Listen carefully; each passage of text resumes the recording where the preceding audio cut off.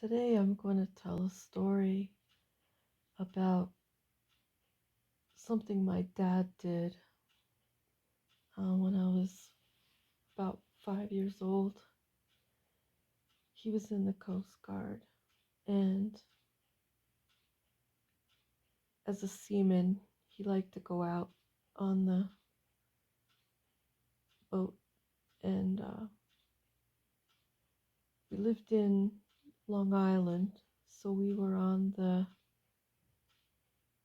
east side of the island when he would go out on this boat. And I don't know what got into him. Every so often he'd do something weird like this. He took us out in the rowboat, quite a ways out, and I had a life jacket on. He insisted I wore it. I hated the thing, but he really insisted that I wore it. So we're out there, and I keep getting in trouble for sticking my head over the water because as an autistic child, I just loved hanging my face over the water, trying to see down to the depths, but I kept having this almost sickening fear because I could almost sense how deep the water was. It was so far down. I mean, you couldn't see the bottom past the black darkness as far as it just kept going. It's like when you've been out on the water enough. I don't know how to explain how you could tell when you're that age, like that you're so many feet. I'd imagine we were probably like a couple 100 feet above the bottom.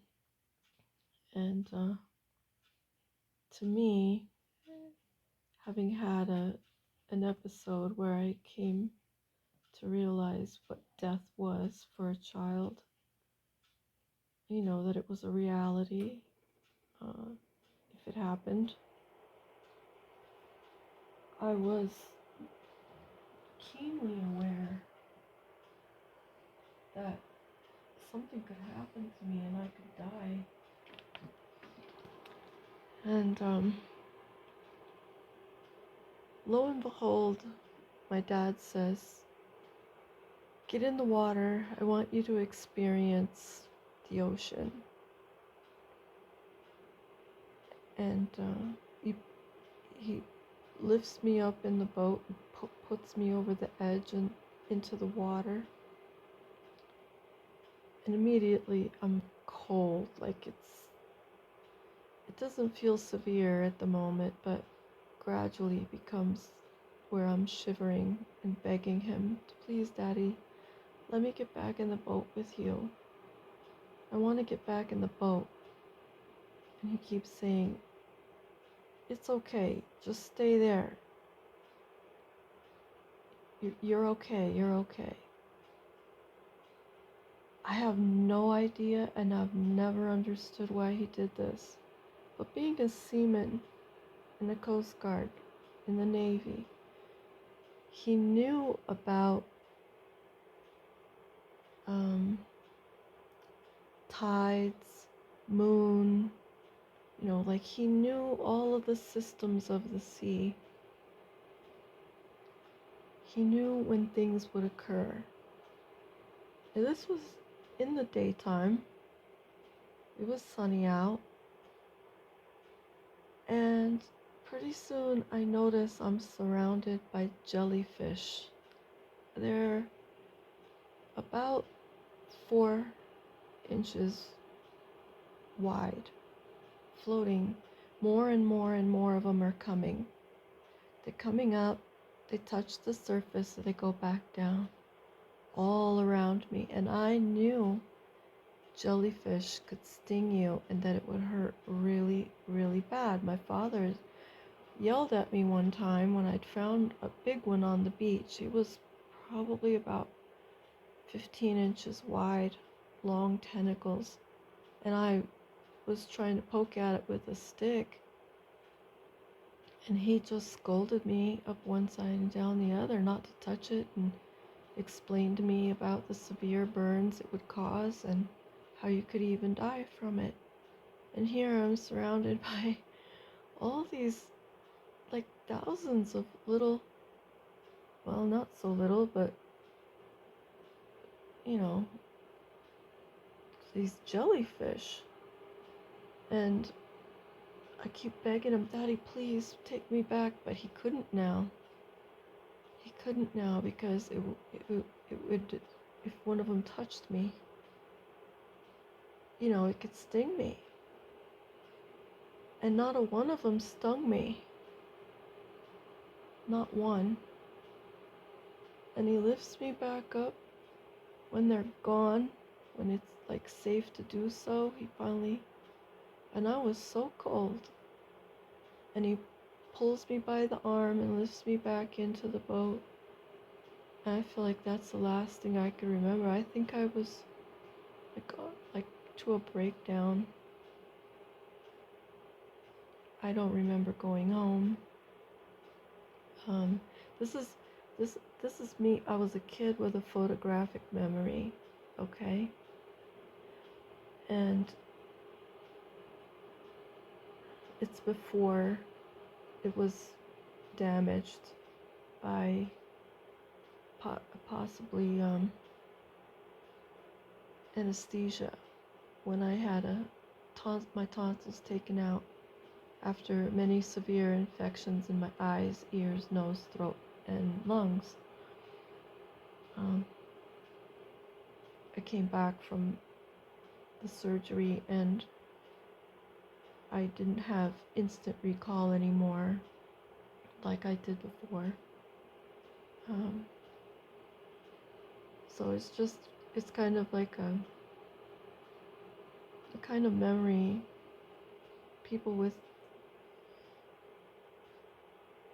photographic memory it's so vivid. It's like you're right there all over again, and your emotions are all connected in. It's like no time at all has elapsed, and you remember everything. I remember the glinting sun on the ocean, just blinking on and off the water surface that was ever changing, like just, it wasn't like ripples, it's almost like facets. It just changes in these rhythmic and not so rhythmic motions, and feeling a cold and warm current underneath me, like coming up and going sideways across me. So I'd feel warm for a second, and then a cold current would blow by my body and my legs, sometimes only on my feet, other times on my torso, on my legs, on my arms. It was like just unrhythmic rhythm, and the buoyancy up and down, like with, oh, I'm getting like these body chills. my whole abdomen is quivering right now while I'm explaining it.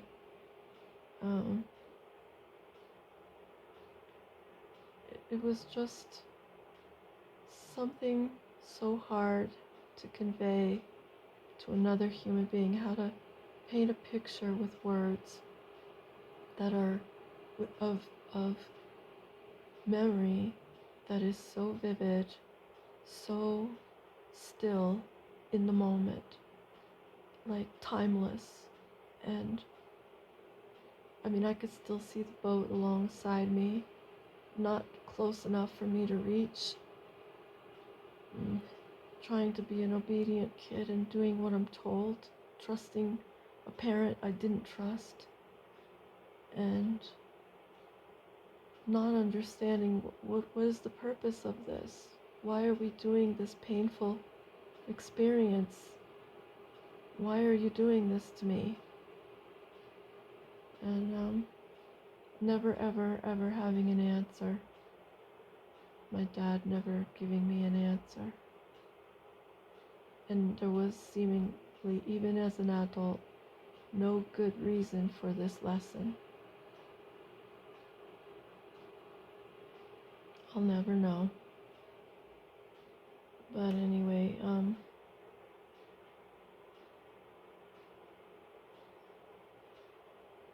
don't know what there is to glean out of such a thing. I loved boats. I loved having my face close to the water while the boat was moving, so especially on rivers and lakes, because I love to see the bottom. I loved looking at the bottom and seeing like plants, fish, and rocks and soot, things going by.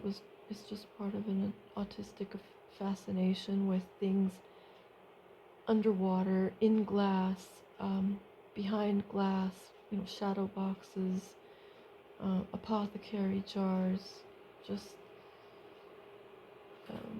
globes, like just everything having to do with, I can't touch it, but I can see it.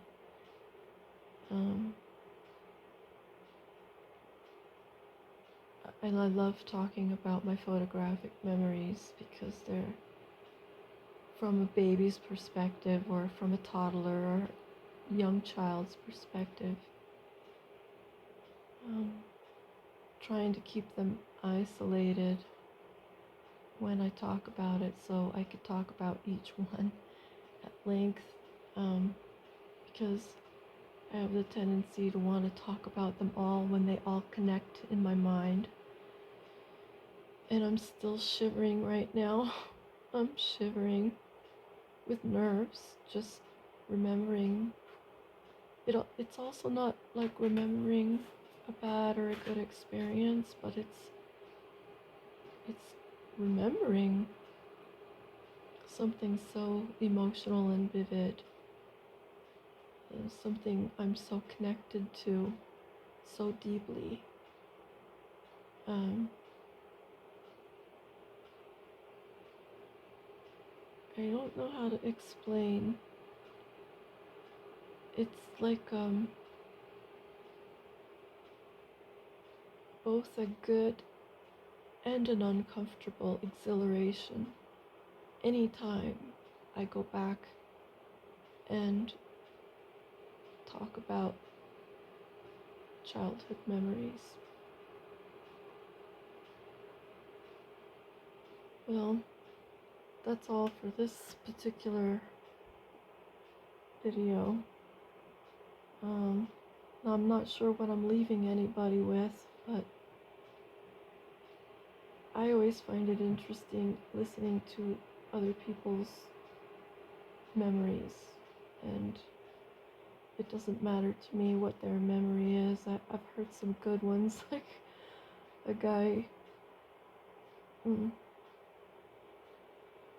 whose wife stored some explosives in the outhouse way back in the days, and he went in there with his cigarette and threw it in there while he was going potty, and it blew his behind up. It blew him clean out of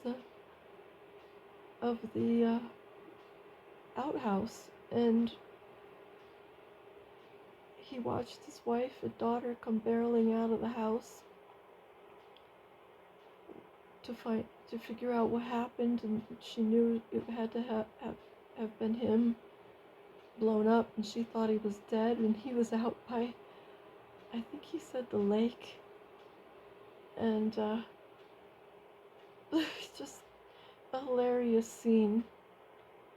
So people's memories are interesting to me, and I thought maybe they'll be interesting. Mine will be interesting for someone else too, even if it's kind of a squirmy sounding jellyfish memory, but there it is for you. Uh, Take it how you will, and I will see you in another video.